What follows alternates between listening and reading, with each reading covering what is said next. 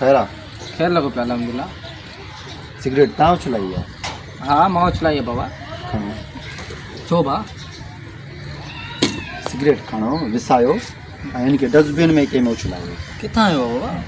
किथां आयो बाबा? वञी पंहिंजो कमु करे। सिगरेट मां जिते उछलाया मुंहिंजी मर्ज़ी आहे। चई इजाज़त थोरो उथी बि थोरो उथी बि न न थोरो पर तकलीफ़ कर उथी बि। न पर सिगरेट उछलायो तुंहिंजो तकड़ा वरी तुंहिंजो ॿुधाए थो ॻाल्हि ॿुध। थोरी मुंहिंजी ॻाल्हि ॿुध। मां जे चवां पियो न इनखे खणी विसाए कंहिं डस्टबिन में। बाबा पंहिंजो कमु कर वञ यार। तुंहिंजे छा वञे सिगरेट में बाबा? मां जिते उछलाया मुंहिंजी मर्ज़ी आहे। बेशक सी ॻाल्हि आहे मुंहिंजो कमु न आहे पर साफ़ सुथराई रखण जो असांजो कमु आहे। पोइ असां साफ़ सुथराई नथा कयूं बाबा? मां न खणंदुसि। ॾिस ॻाल्हि ॿुध इन हथनि सां तो सिगरेट पीतो आहे। हा तूं सोच अगरि न इहे तुंहिंजा हथ ई न हुजनि पोइ कीअं सुठो लॻंदे माण्हू? पोइ सही न लॻंदुसि। न सुठो लॻंदे न पोइ खण बाबा न खणंदुसि सिगरेट। मां न खणंदुसि। खण तोखे जेको करिणो आहे सो कर। मां न खणंदुसि सिगरेट। छो बाबा? छो चरी तूं वञी पंहिंजो कमु करे हले त हल। छो पंहिंजा ई हथ बाबा कटाइण कमु कर पंहिंजो त कमु कर। छो पंहिंजा हथ कटाइण चकर में लॻो पियो आहे? बाबा तूं मुंहिंजे हथ छा कटी दे?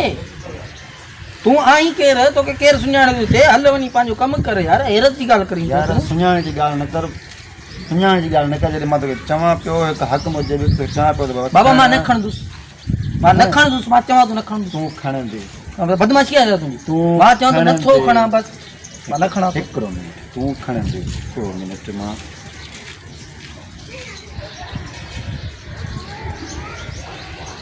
हलो थोरा इहो जेको कुआड़ी कल्ह मां आंदी हुई इहा थोरो कुआड़ी त खणी आहे। अरे न बाबा हिकिड़ो मिनट मां सां ॻाल्हायां थो तोसां अमरा था ॻाल्हायां। सुञातोसि कोन बाबा? हाणे ॿुधायो छा था चओ? मां खणां थो सिगरेट खणां। हा मां खणां थो बाबा। खणो था न?